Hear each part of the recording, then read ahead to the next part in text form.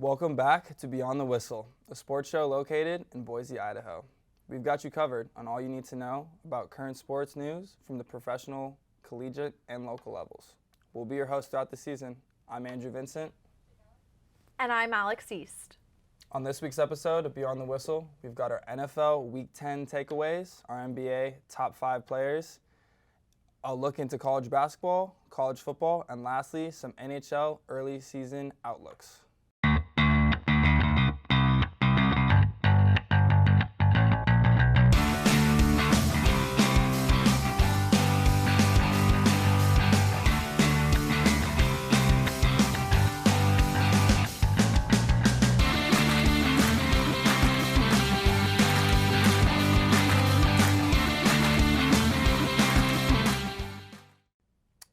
Okay, so to get started, I think we're going to be getting into the NFL first. And last week we talked about our biggest takeaways. We did. From Week 8. This time we'll be doing Week 9. So for my number one takeaway. Okay. So last week it was the Bills and the Eagles are the clear-cut favorites. Now I know. my takeaway What a is that the Bills and the Eagles are not as clear-cut as I thought. I think we watched the Eagles take the first loss to the Washington Commanders, which I'm not putting too much real estate into that. Like, I don't think it's the worst deal in the world. I thought Washington looked really impressive in that game. They did. They kept the ball out of Jalen Hurts' hands. They kept running it with Antonio Gibson and Brian Robinson and just relied on the fact that they ruled the time of possession the entire game. And last week, I did talk about that was the Eagles' weakness, was defending the run game. It was. And then on the other side, the Bills, man, I mean, they really have had games in their hands that they just lose. Yeah. Due to turnovers, that's in Josh Allen's hands. But that big loss to the Vikings last week, I mean, it's kind of happened a couple times now. They got 3 losses on the year. So I don't know if they're as clear-cut, like, top dog as I thought. I mean, the same thing happened against the Dolphins. There were 2 of those massive just incompletion and turnover by Josh Allen in that game as well. So I think maybe there's more inconsistency here with them than we saw previous in the season. That's what I'm saying. So I was a little bit wrong last week, so I had to adjust my takeaway this week. Okay, so my first takeaway of the NFL season is that the Minnesota Vikings are legit contenders for a Super Bowl. Okay. They have an 8-1 record, as we saw.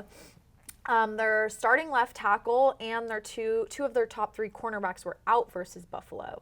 So that says something as to how much their defense can already improve once those players come back. And Patrick Peterson's looking like he did in Arizona. Yep, exactly. Yeah. And their next 3 games are at home, where they're currently 4-0 at home already. So I think that they have now primetime Kirk is a little different than. I think that's everyone's biggest question with the Vikings because obviously they look dominant on defense, on offense. They got Justin Jefferson, Dalvin Cook, but I think it's almost like the Niners when they were kind of making their run. It was like Jimmy G was like, what's going to happen there? I mean, I think the Vikings can still do it. I had them as a good team coming into the year. So. I think this is one of the best teams that they've had in a really long time. Their defense looks stellar. I agree. And they stopped the Bills and Josh Allen. I agree. Doesn't matter how it was. It was a little nitty-gritty, but they got it done. Okay, well, to move on to my second biggest takeaway, it is to not sleep on Tom Brady and the Buccaneers. Oh, my God. I had to watch them in Germany beat my Seahawks, unfortunately. And I know it wasn't like, oh, Tom Brady threw for 400 yards and 3 touchdowns, but I don't think that's needed. I think that there's still... I don't think anyone should ever sleep on Tom Brady, I think is the point. No one should ever sleep on Tom Brady, but they're in a division that sucks. I mean, they're still leading the division at a 5-5 record, which just goes to show that they're probably going to get into the playoffs in the long scheme of things. And I think once you have Tom Brady in the playoffs, anything can happen. Yeah, so absolutely. I'm just throwing that out there that we can't be sleeping on the Bucs like a lot of people were. Definitely not. When they were I think they just need to keep winning games here. Yeah. Keep up the consistency, and then obviously, like we said, once Tom Brady gets into those playoffs, they just need to make it there. I think they will. Yeah. I'm calling it now. The Bucs make it to the playoffs. Okay, we'll see. Well, I agree.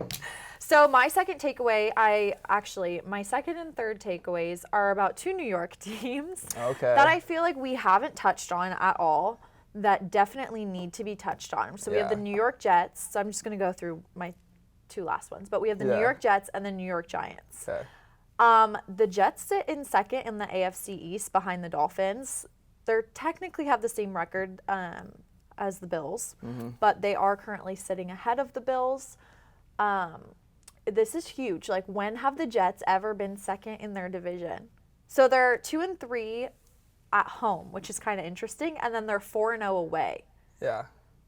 I just thought that was no. kind of well, a cool you kind of took my third point. Really? My third point was that the AFC and the NFC East teams, who normally kind of suck when you look at the Bills, the Patriots have been running that forever. Yeah. And then on the other side, the Giants and the Dolphins and even the Eagles. They're. So I think both of those divisions that normally people would joke that the NFC least. Yeah. Now they're top dogs. Absolutely. The Giants are 7-2. Yeah. And I feel like they're not getting the recognition they deserve. Yeah. Their only losses come from the Seahawks and the Cowboys, and the Seahawks are absolutely not bad this year at all. Yeah. Nor are the Cowboys. They probably have arguably the best defense in the league. Yeah. Dexter Lawrence, their defensive end, and Leonard Williams are driving the Giants' defense. So I have some facts. They're NFL's number 2 ranked red zone and third down defense in the league right now. Which is the most important. Yeah. In last game, Lawrence had 5 QB hits, 2 shared sacks, a forced offensive holding penalty that took a touchdown away from their opponents. And the game before that, in week 9, Williams had 8 tackles, 2 QB hits, and 1 sack. Yeah. So these 2 guys, their defensive coordinator said that this is one of the best pairs of defensive ends that he's ever worked with. Well, for them, they don't have a lot of receiver help, and then I would say Daniel Jones is still a little bit no one really knows. I think he's really young, and it shows. That's where the inconsistency comes out with him. Yeah. But I think he's starting to prove himself to be at least good enough to get them to the playoffs, which is a major. 7-2, so he's not turning it over like he used to, kind of fumbling the ball. But yeah, those are great points. You kind of, piggybacking off of it. Yeah, not took mine, but we kind of piggybacking off of each other. So yeah, I agree with all that stuff. Yeah. So let's move into some awards. Andrew and I are going to predict some of the awards and the winners of the awards in the NFL. So we're going to start with our MVP awards and what our predictions for those would be. Yes, so I was wrong. I picked Justin Herbert at the beginning of the year, and that has not really come to fruition. I have Patty Mahomes. I think that the Chiefs are 7-2 right now. He's been, across the board. They lost Tyreek Hill. He's why that offense is what it is. Yeah. And he's still producing at the highest level. Yeah. So I wouldn't say that they necessarily. Just because they lost Tyreek Hill, they still have elite They receivers. still have Travis Kelce, but for them to not lose a step, they haven't lost a step, and they lost. Yeah. And then you look, when we get to Offensive Player of the Year, you'll see that okay, whatever. Yeah. So I still have Jalen Hurts. Okay. I think the production that he's created offensively this year is going to win him the MVP award, and not only because I think the MVP. A player has to have a lot of news surrounding them in order to win the MVP, and I don't think that Patrick Mahomes and the Chiefs have had that news surrounding them as much as they might have had in previous seasons, whereas Jalen Hurts, it's always that kind of comeback kid. I feel like we'll see until it's the guy who just wins it. Patrick Mahomes is showing that he's still that guy. Absolutely. He's never... Definitely, but I feel like there's not that big story surrounding him this year that there have been in past years, like Jalen Hurts has had this year. So I have Jalen Hurts. If they can continue to produce and not lose to the Washington Commanders, I think that Jalen Hurts will take that. Well, you say that there's no story behind Patrick Mahomes, but to go into Offensive Player of the Year, I have Tyreek Hill on the Dolphins, who is just killing it. He's on pace for 2,000 yards receiving with Tua. They're the best wide receiver pair in the NFL right now, him and Jalen Hurts. That's what I would say. I think it's hard to deny that. Both of those guys are just off the charts with numbers. But to go back to Patrick Mahomes, I think with Tyreek Hill, how good he's doing, and that's someone that they lost on their offense. I think that goes to show a lot about what Patrick Mahomes brings to the table. Absolutely. But, no one's saying he's bad. Yeah. I just think that with the way that the Eagles have almost kind of made a comeback this year, Yeah. I think that that's going to win Jalen Hurts. That's fair. I mean, I think he's easily a top 3. I think it's like Tua, Patrick Mahomes, and probably Jalen. Well, Lamar, I think, is still he's up there too. too. Yeah. Yeah. Okay, Defensive Player of the Year. I have Micah Parsons. Me think. too. Okay, yeah. I think everyone. It's pretty clear cut that Yeah. Micah Parsons is going to win the Defensive Player of the Year. Yeah. What is so interesting about him, he is the most versatile player defensively. He can rush from 4 spots on the defensive line, and that's not even his natural position. His natural position is as a linebacker. Yeah, no, he's everywhere. So they've even played him at corner. He played 4 plays at corner against I didn't know that. the last team that they played. Yeah, he got 4 snaps at corner. That's crazy. Yeah, so he is absolutely ridiculous. He is a freak athlete. Yeah. And the Cowboys, arguably, like I said, have the best defense this year. They've maintained all the teams they've played, I think, within under 20 points or something like that. Yeah, except for that last I Green think Bay game. Yeah, I think that was the one fluke. But Yeah. without having their offense that can produce. I feel like it's kind of the same story with Denver a little bit. Yeah. I just saw, actually, speaking of, the statistic about Denver. If Denver had scored 19 points in all of their games, they'd be 8-1 right now. I did see that. That's how phenomenal the defense is. And I Yeah. feel like it's a similar story with the Cowboys. Mm-hmm. Yeah, we'll see what Dak can do. He definitely struggles, in my opinion, in bigger moments. So Yeah. I'm not a huge fan of him at the helm. But, again, Micah Parsons, with what he's doing, I think he's just leading that defense off the charts. Yeah. So, Hey, you want to do Offensive Player of the Year or Coach of the Year? let's do. Well, you already did your I did Offensive my. Player. Do your offensive. Okay, player I of the have year. Justin Jefferson. Okay. I think also another story, the success that the Vikings have been having this year, plus his incredible game against the Bills last week. Mm-hmm. I think that he does have a shot. I don't know. I wouldn't say it's clear cut Yeah, it's hard to be clear cut. because Tyreek is up there too. yeah. But I feel like Jefferson is due for. 100%. Yeah, he's right up there with among the Yeah. top of the top. So Yeah. I don't hate that pick. But Coach of the Year, I have Pete Carroll. Really? Of course. I'm a little biased because I'm a Seahawks fan. But, dude. I would have never expected that. Okay. What? They had the Seahawks as the 31st ranked team in the NFL coming into this year. 31st. Wow. Because we were like only ahead of like. Yeah. And you guys are literally doing what? We're leading our division. Yeah. We're 6-4 ahead of last year's Super Bowl champions, the Rams, the Niners, who people are super high on. Yeah. Who's ahead of them? The Seahawks. And who's I leading that? wouldn't say that your division ended up turning out to be as It's good not as as good as what just like Denver's division. Yeah. Everyone thought that was gonna be the best division. Yeah. And But I don't know. I think with Russell Wilson leaving, Pete Carroll has always been a guy. He likes to coach kind of like a younger team that he can kind of have a little bit more control over and follow his game plan. And I think that's what we're doing. We got a lot of really good rookies on our team, which I'll get into for our Offensive Rookie of the Year. And then, I think everyone's playing up to par right now with Pete Carroll coaching at the helm. So I got him as Coach of the Year so far. So I have Mike McDaniel. Okay. It's his first year with the Dolphins. Yep. I think if the Dolphins could make a good playoff run, I think he's going to win it because you can already see the dynamic between that offense is so much different than it was last year. Yeah. And everyone can say, oh, they got Tyreek. I mean, they still had Jalen Waddle. Tua's the same person, completely different quarterback than he was last year. Yeah. And I think Tua has said it has everything to do with Mike McDaniel. Yeah, they have a really good relationship. And honestly, I don't know if you've ever seen clips of Mike McDaniel. He's such a funny guy. He's a very odd. It's just you wouldn't ever imagine him to be an NFL coach. Yeah, really. He's a funny guy. Yeah. But he knows what he's doing on offense. He's very talented as a coach.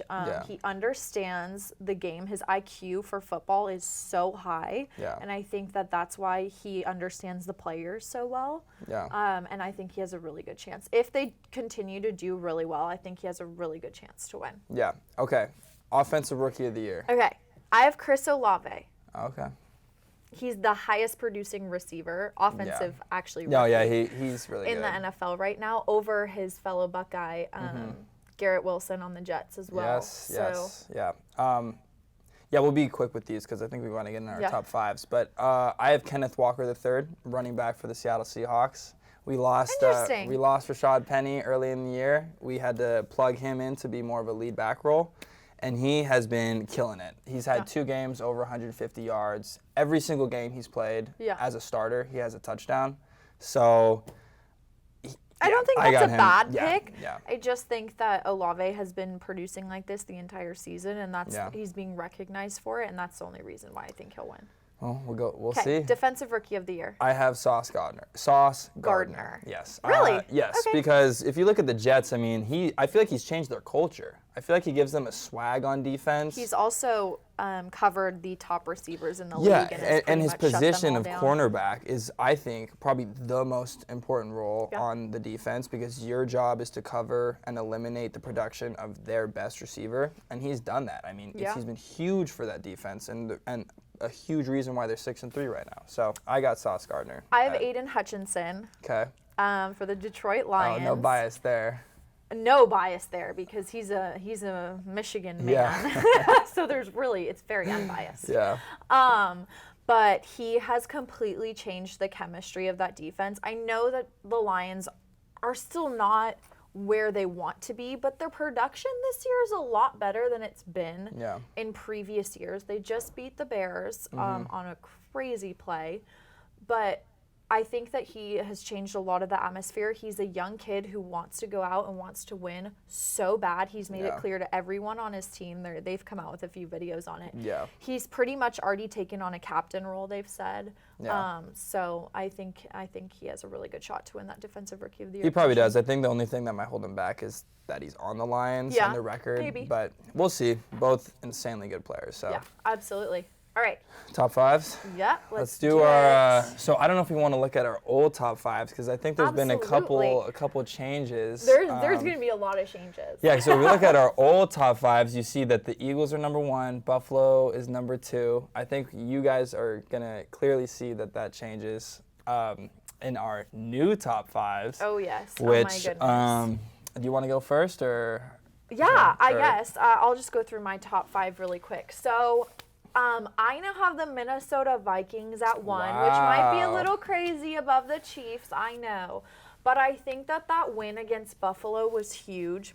Buffalo, I still do believe, has a really good shot at winning the Super Bowl. I think that once you get to the playoffs, things change. And the Vikings have not been great in the playoffs in the past. So I think that will kind of determine everything. But I think they're exactly where they need to be right now. Their defense is producing better other than maybe the Cowboys. I think one of the best defenses in the league. So I have them at number 1. Okay. They still also have a better record than the Chiefs. Yeah, yes, they do. They are 8-1. And then I have the Chiefs sitting at number 2. Obviously, I think the Chiefs are so productive. Like every play, there's a purpose behind it. And I just think that once we get into the playoffs here, as young as he is, he's almost a veteran in the playoffs, Patrick Mahomes. And I don't think there's any other quarterback I'd really want leading me into the playoffs. So I have them at number 2 because they also come out of nowhere. Like they just come out of nowhere and they can put 50 points on you. 4 trips to the AFC Championship in a row. Yeah. 2 Super Bowl appearances in the last 4 years. So. Yeah. Absolutely. I have the Eagles sitting at number 3. They could be higher, I think. But they did lose to Washington. But like we mentioned before, I thought Washington that was the best game they've ever played. Seriously, I thought they actually looked really impressive. They looked consistent. Well, they're 5-5 right now. Yeah. So I think if the Eagles can get some better, why am I blanking? Help. Blocking the run. Sorry. Yeah. I got you. Run if defense. they could get some more help with that is their biggest weakness right now, and it is killing them. And that's exactly what I said in our previous episode would kill them. And then I have Miami. I think also Miami could be higher. 2 is back, and they are just rolling. Yeah. I mean, he had 3 touchdowns in Week 10. And they're rolling. Their defense could use some help, I think, a little bit. It's not as impressive as it was in the beginning of the year. Yeah. But their offense is so productive right now that I don't think it really matters. Yeah, seriously. And then at number 5, I have the Bills. They did just lose to the Vikings, but I still, like I said, I think the Bills can still come out of nowhere. They have phenomenal players on their team. You can't forget about Stephon Diggs. I do think he's the best receiver in the league.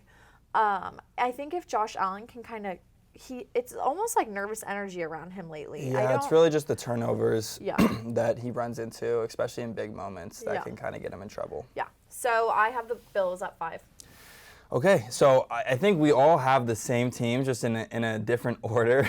But so I think these are kind of like the clear 5 best teams in the league right now. But for me, I have Kansas City at number 1. That's due to number 15 back there throwing the ball, Patrick Mahomes. Like I said, 4 AFC championships in 4 years, 2 Super Bowl appearances, a Super Bowl win. They just know how to get it done. And, you know, they're showing that they can do it without Tyreek Hill right now. They're 7-2. Yeah. So, yeah, I got them as the number 1 team. Going to number 2, who I had previously as number 1, the Philadelphia Eagles. I think I'm only moving them down 1 spot because I just have that much belief in the Chiefs. But the Philadelphia Eagles, I'm not putting too much stock into the fact that they lost to the Commanders. I wouldn't either. Because you may have seen, the only reason they won was because I think of the turnovers. That they had 3 turnovers in the game. So I think that really hurt them. But I still have them as a top 2 team in the league. Moving on to number 3, Minnesota. I think, as we've touched on, Kirk is kind of the question mark there, but everything else, they are a great team. Yeah. They are a great team, so we're going to see how far they can go due to the fact that Kirk Cousins is their quarterback. But as of right now, they are 8-1, the best record with the Philadelphia Eagles, so I got them as the 3rd best team. Number 4, Miami. Yep. Tua is playing like an MVP candidate. I think they have, as we've touched on, the best wide receiver duo in the league with your coach of the year, Mike McDaniel. So I think that there's so much to love there. Yeah. And they're playing really good after Tua got hurt early in the year, came back, showed that that's not an issue. Yeah. So I have them as a top 4 team. And then the main surprising one was Buffalo at 5, because I had them as, you know, the number 2 team last week. I think I had them at 1. Yeah, you did have them at 1. So a lot of people have been really high on Buffalo, you know, smartly too, because, I mean, Josh Allen really is that good. The way they started the year, other than that loss to the Dolphins, the way they started the year, they absolutely were rolling through teams. So I think this turn of events is kind of surprising, and there's got to be something that has to be fixed. And even though that they're 6-3, I still have them as a top 5 team, because if you look at their 2 I mean, that Minnesota game that we watched, I mean, absolutely insane how Minnesota came out with the dub, because really Buffalo should have won that game. And that would have been a huge win over a top team like Minnesota, as we're talking about. So, you know, I'm not going to put too much in the stock into, I think, that loss, Minnesota's, and then the Miami loss. Yeah. So I still have them as a top 5 team. Absolutely. Yeah. All right, so let's go ahead and move on to the NBA. We're pretty early here in the season, but we do have a little bit of wild rankings over there in the West. Yeah, in the West, you got the Blazers at number 1. Can we just talk about last year to them now being number 1 ranked in the West? Well, granted, Damian Lillard was hurt last year. Absolutely. But the fact that they traded CJ, people thought that they were tanking. They were in a rebuilding stage. Yes, that they were going to rebuild and tank, and now that they're 10-5, number 1 in the West. I think notably you can look and see that the Lakers still haven't figured it out. There's a reason that Dame never left. Yeah. So. Well, he's just a loyal guy, and I think he really wants to win with Portland. They drafted pretty well this year, and then they just picked up Jeremy Grant from, I think it was the Nuggets. But either way, they're playing phenomenal right now. Do you think that Portland can sustain this winning percentage that they have going on right now, or is it maybe just an early season fluke? I think they can. I think that they're going to be a good regular season team because they've done that in the past. I don't know how serious I would take them as a contender. Yeah. But I think that they could be a top 4 team in the West with how it's looking right now, because, I mean, the Warriors are 6-9. The Lakers still suck. Yep. The Clippers, Kawhi can't seem to get on the court, even though he's supposed to be healthy. So, I mean, you're kind of the Jazz are 10-6. They just traded away Donovan Mitchell and Rudy Gobert. So there's a lot going on right now. So the Trailblazers are sitting above the Suns at number 2 and the Nuggets at number 3. I think the Suns, no matter what, are going to remain within that top 5 in the West area. But I was very surprised to see how much success Portland has been having at the beginning of the season so far. Yeah, 100%. Moving over to the East. Yes, we have your the Celtics. Boston Celtics at number 1, who are actually currently on an 8-game win streak right now. Yes. They're sitting 1 spot above the Bucks and the Hawks at number 3. Technically, I mean, the Celtics have played a game more than the Bucks, so they actually kind of have the same record. Yeah. Celtics are 12-3, Bucks are 11-3. Yep. Yeah, I think the East actually looks a little bit more like as expected. People like compared to the West, where it's like, what the hell is happening? You have the Cavs in 4. Yeah, again, the Cavs are looking really good. The Hawks. I would say notably though, the Sixers are 9th right now, so they're kind of a little shaky with the duo of Joel Embiid and James Harden. But and then the Nets are just, who knows what's going on with Nets, but they're out of the picture right now too. Yeah. So going on to the Celtics though, I'm pretty sure they might be the number 1 team in the league right now. They are 12-3, yeah. They hold the number 1 offense in the league and the number 6 defense in the league. Yeah. Still not having Robert Williams back, which I should add, which is a huge contributor to their defense. He averages more blocks per game than I think any other defensive player in the league. Yeah, he's your anchor, and that's his specialty, is defense. And he just sits right under the basket. You get him the ball, and that's an easy layup. Yep. So, yeah, and then the Hawks are sitting in 3rd with a 9-6 record. Yep. So it's very interesting. Like you said, I think that the East is pretty normal. Yeah. The West, not so normal. Yes, but granted, from 6 to 12, like it's only a game spread. And it's so early in the season. It's so early in the season that like just one game can make a difference in the standing. 1 or 2 games can make a difference. So. Yes, but with that being the case, we wanted, with it being so early in the season, we thought it would be fun to have our top 5 players, list our top 5 players in the league right now. So I think we have the same for number 1. I think we do. Giannis Antetokounmpo. Don't even tell me to say his last name, please. Antetokounmpo. I've tried so many times, and I just can't get it right. As you see here, this man is just a beast. He's a 7-foot Shaq that can run. It's not just on the offensive side. It's on the defensive side as well. Yeah, you heard me. I picked him for Defensive Player of the Year because I think he's that good on both sides of the ball. Absolutely. He's the only player in the league to average 29 points, 10 rebounds, 5 assists, and 1 block. He's actually only done that twice, but it's now his average. So I thought that was pretty cool. At number 2, I have Luka Doncic from the Dallas Mavericks. Okay, well, here you go. We got a couple highlights out here for you. He's the most productive offensive player in the league right now. Yeah. I think he's averaging 34.4 points per game and 8 rebounds. Yeah. And multiple games this season, he scored 40 plus. Yeah. A lot of people had compared him to being like Larry Bird or kind of that esque. A little Wilt. A little bit of Wilt. Well, maybe numbers wise, not play style, but he's living up to all the hype this year. He's really picking it up. So I have him as the number 2 player in the league. Yeah. And at number 3, we can go to our reigning NBA champion, Steph Curry. Steph Curry doesn't miss. He's averaging 30 a game on 50-40-90. So that's 50% from the field, 40% from 3, and 90% from the from the free throw line. And he is just killing it. Granted, the Warriors aren't doing great right now. The production of the team as a whole is just not good. Maybe early on in the season, it's super early, and he's still putting up he's putting up his unanimous MVP numbers right now. Yes, but I just feel like there are other players in the league who are contributing more to the production of their entire team. Well, he beat your Boston Celtics last year in the finals. So you know what? We're not going to talk about I think that's some pretty good production, if you ask me. Oh yeah, I'm sure. I'm sure you think that. I have Joel Embiid at number 3. Yeah. I think he is the anchor for that Sixers team. Yeah. He is fresh off of scoring an NBA season high of 59 points, 11 rebounds, 8 assists, and 7 blocks against the Jazz, which are 4th in the West. Yeah, that was an insane stat line. When I saw that, I was like, absolutely crap. crazy. He, like I said, he's the anchor for that team, and I think that their success really comes from him.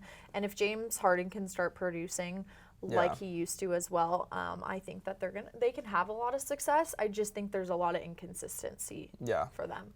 100%. Number 4? Number 4 for me, I have Nikola Jokic. Me too. Okay, well, what do you know? Great minds. I just think I would rather have Nikola than Joel because I think he runs the offense a little bit more smoothly. Yes. Like it's less like you have to like force the ball to him. Like he almost averages a triple-double right now. I think it's like 28, 9, and 9. Yeah. And the way that he facilitates the ball, I think that is more valuable to a team success, compared to Joel just putting up monster numbers. Because we touched on it, the Sixers aren't doing great right now in the standings. The Nuggets are the 3rd best team in the West. Yeah. So. The Nuggets are 5 of 6 while he's on the floor, actually, which is an impressive stat. And if you look at any article about any of the top 5 players right now, he is in every single top 5. He's not putting up monster points, but like you said, the way that he's running the offense for them it's absolutely impressive. And he is the reason why they're in that and it's impossible ranking. to replicate because I mean he's a center, so to have your center be the guy who's essentially you're running the offense through is not all the time. It's hard to do that. So I got him as number 4. Number 5. We have the same one. Dude, this is Jason Tatum. I was really. He's 2nd overall points for the season behind Kevin Durant. Actually, surprisingly, he currently has 466 points. And has helped the Celtics get that number 1 spot in the East and actually overall in the entire league too. Yeah, he's been, every single year, he's been getting better and better and better. And I think he's finally to that tier where he's above the likes of KD even or like a LeBron. And I never felt that he wasn't there before. I don't know what happened, like we said, in the playoffs. I think this is the first time where him and Jaylen Brown are finally producing really well together because I think the problem that we had in the playoffs was that their production was separate. Every game, one was producing and the other wasn't. Yeah. And I think that was where we failed. Yeah. And I think when they can produce together, we can do great things. I shouldn't say we. They can do great things, and they can win big games. Yes. Well, you guys also just got Malcolm Brogdon. Yep. So I think that's a big piece for you to have a point guard. Yeah. That's what I had as my defensive player of the year, actually. Yeah. Yep. So I think he's huge. 6th man of the year. Yeah. Or no, 6th man of the year. Yeah, I was gonna say. He's huge coming off the bench. Yeah, so the Celtics they're the top team in the league right now. So I have Jason Tatum at 5. And then a couple honorable mentions for me were like Kevin Durant and Joel Embiid. Yeah. You had I have Steph and KD. Yeah. I mean, like I said, KD is also has the number 1 overall points. Yeah, he's still Kevin Durant. He's still that guy. But there's a lot going on in Brooklyn. Some really part due to him on the off-court things, but on court, KD is still that guy. Yeah. So it was hard for me not to also put LeBron on this list, but I think it's hard to put LeBron on the list right at this stage in his career with how the Lakers are looking. But yeah, so that's our top 5s, and I think we say maybe LeBron is out of his prime. Well, of course he's out of his prime. Or maybe not. But his out of his prime is still averaging 27, 8, and 8. True. Which is someone's Is he starting to slow down? Yes. I think his numbers are starting to mean less. I think because he gets a lot of garbage points at the end, and I think the production, like, there's something in that chemistry of that team that's just not working, and I think that he is partly to do with that. I feel like we talked about before. There's too many egos.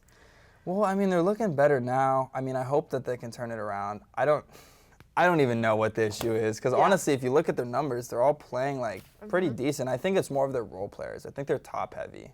They have no shooting. Yeah. So I think that's a whole conversation on its own. Yeah, we could go on forever. Anyways, now we're going to move on to a little bit of college basketball. Yes. So we'll just touch on that a little bit because it's really early in the season so far. I think it's only like 3-4 games into the year, which we were talking about. It's really hard to like pick a team or like players when with college basketball. Yeah, because it's like one and dones are so common nowadays that it's like new guys come in and old guys go out, that it's you never really know who's Which gonna I be think is primarily why we have UNC at number 1, as you guys can see, because they have had Caleb Love come back and Armando Bacot, who's their big time center, who was 2 of their most productive players in the finals last year. And for them to come back is absolutely huge, and I do think that's why that they have the number one seed right now. Yes. I totally agree with that. And then I actually had Kansas at number 2. I thought that they were just in the final last year. Yeah. I think that they did lose a couple of guys, but with Bill Self still coaching and the culture, I just think that they will be able to hold it out. Yeah, I mean, I still think I'd have Gonzaga at number 2 just because of how consistent they've been in the last 5 years or so. They're making it to the semis almost every time. So, Houston, I thought was for 3. Yeah, I think I would. I don't know. I would always have Duke. I think in preseason, just the way that they recruit and how successful they are in recruiting when you don't really know much about the team yet. They are 2-1, and that might be a contributor to where they are on the rankings. But I do think I'd have them a little bit higher. We'll see, because they did just lose Mike Z. So that's true. That's a whole culture setting. Shift. Yeah, we'll see. Whoever the new coach that he had in place, I'm sure was already being groomed into all the position, especially with the players as well. Yeah, I had Gonzaga at 3. They lost Chet. Even, I don't know, I just feel like Drew Timme is their best guy. Yeah. But I'm not a huge Drew Timme fan. He's a good college player. I don't see him being phenomenal in the NBA. He won't be phenomenal in the NBA, but at the end of the day, it's still Gonzaga, so I think that they'll be able to hold that top spot for a while. Interestingly enough, Michigan just lost to Arizona State. I thought I might put that out there. And then your Ohio State Buckeyes. They're not even. They're undefeated. They haven't played anyone yet. Yeah. They haven't played any ranked teams, but now their next 2 games will be against San Diego State, which is ranked number 17, and then Duke at 7. Yes. So they have 2 really tough games coming up. Yep. I think at the beginning of college basketball, it's a lot of teams that you've seen before within those rankings. And then as the season gets going, I mean, March Madness is arguably the most exhilarating I think time in sports ever. Yeah, so I think we'll learn a little bit more as the season progresses. But as of right now, I think we're kind of holding on to those big names. Big names that just because of the way recruiting is, especially like we just said, all the one and dones are so common, and so the schools that are really productive in their recruiting in college basketball is huge. Yeah. And then obviously, like we said in March Madness, you have those teams who make their runs, that's why it's so enjoyable. Yeah.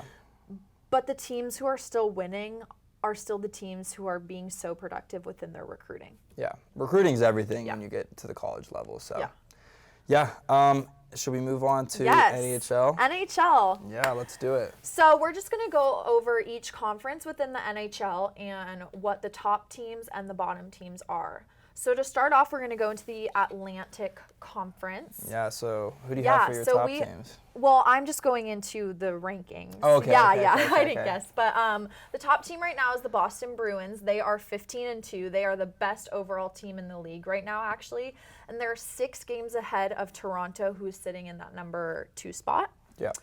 And the bottom team in the Atlantic Conference is the Ottawa Senators, who are sitting at 6-9. Now moving on to the Metropolitan Conference, our top team there would be the New Jersey Devils, who are sitting at 14-3.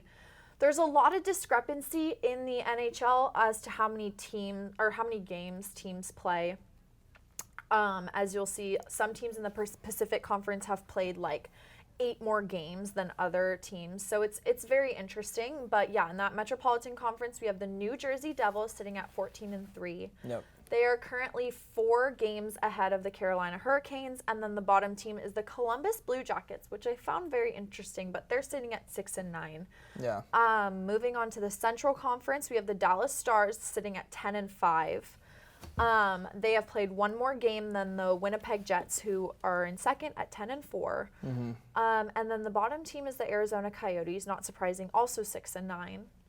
Now we move on to the Pacific Conference. Top team is the Vegas Golden Knights, right? Yep. So it's just, they're sitting at 14-4 right now. Yeah.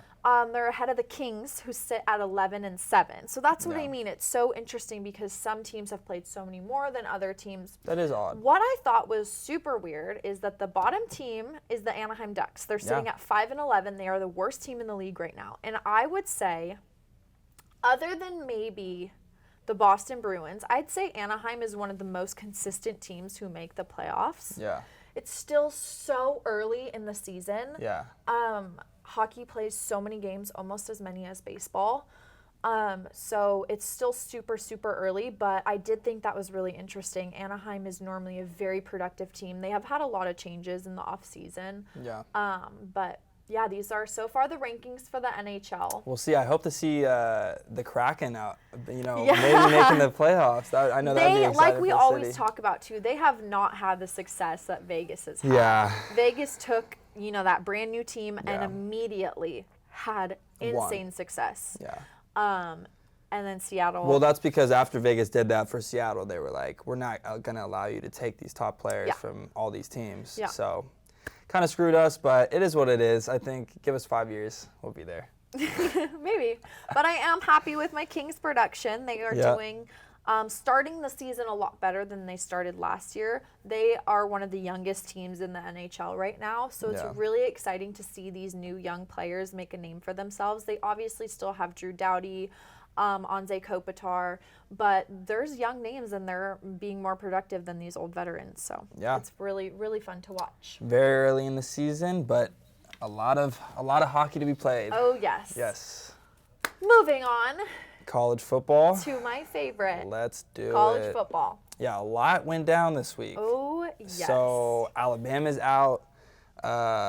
Clemson's out. I was wrong on those two. And then Tennessee is out. So yeah, let's list. So Georgia's at number 1, Ohio State's at 2, Michigan at 3, and TCU at 4. TCU really surprised me. I know that they're 10-0, but I still feel like when you get to the playoffs that like a team like TCU I disagree will with get you. smacked. I disagree with you. I think they're extremely productive. They're still in a Power 5 conference. They're in the Big 12. They just went and beat Texas. Yeah.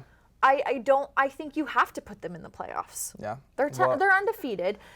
You tell me you would have LSU higher. It was a 2-loss team, and guaranteed they're the only 2-loss team to have beaten 2 top 10 ranked opponents. Yeah.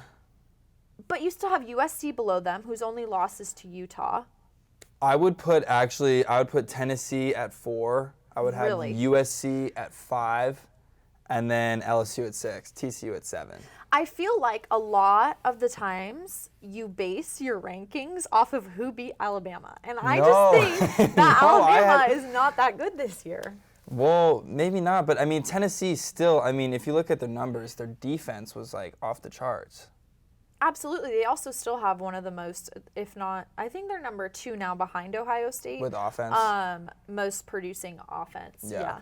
Now what's interesting is Ohio State and Michigan at 2 and 3. Yes.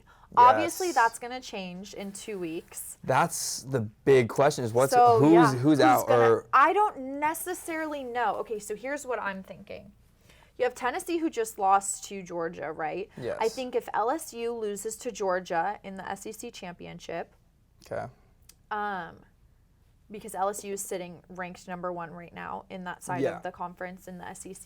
Yeah. So I think if LSU loses to Georgia, okay. I think if Tennessee loses again, I think then whoever loses Michigan, Ohio State will still stay in. Okay. I feel like that's the only way because you would have to have Georgia lose or you'd have to have one of these top 3. We wouldn't want Georgia to lose though because I think if Georgia loses, they'd still stay in. You think so? Yeah. Interesting. Well, that would be either way though, the fact that Ohio State and Michigan are going to be playing, that would be a clash of the Titans at 2 and 3 there. Don't even get me started. Yeah, that would be a fun game to watch though. I'm extremely nervous because I think one of the biggest weaknesses for Ohio State is stopping that run game, and Michigan's running back is arguably the best running back in NCAA football right now. Yeah. And I think we're really going to struggle to stop him. Well, you got that, I forget his name, but your defensive end who's just killing it right now for Ohio State? Yeah, he didn't produce as well. So the iffy game, which a lot of people were questioning why Ohio State remained at number 2, was the Northwestern game. Yeah. The winds were over 30 miles per hour, and obviously for a quarterback that affects your throwing game, and we are predominantly a throwing team. Yeah. Our run game needs to improve before we play Michigan. Yeah. Now, we came out and absolutely annihilated Indiana, which was great, but Michigan is a whole different monster. Yes. I think, so here's the thing. We still have to play Michigan, or Ohio State still has to play Michigan, and then there's still the Big Ten championship. Yeah. So there's a lot that can happen, but I think no matter what, Georgia will stay at 1. They still have that win against Oregon, who's 12 now. Yeah. They absolutely dominated Oregon. Yeah. And I think if TCU wins out, they'll get in no matter what. We'll see. I'm not even trying to hate on TCU. I know that they are a really good team. It just worries me because last year when Cincinnati was in there, and then because there's like, oh, well, you have to put Cincinnati in. Their record's so good. And but then Cincinnati isn't in a Power 5 conference. Yes, yeah, that's true. Now, the other thing is USC. I think if USC wins out, wins the Pac-12, and Ohio State loses or Michigan loses, they could put USC in to get a Pac-12 team in there. I could see that. I feel like the committee would maybe want to shine some light on the Pac-12. Definitely. Yeah. It's been a minute for the Pac-12. Yes, it has been. And so I think that that's another option. Clemson's still. Clemson's at what are they? Their loss was to Notre Dame, though, who's number 18. But I don't know. We'll have to see.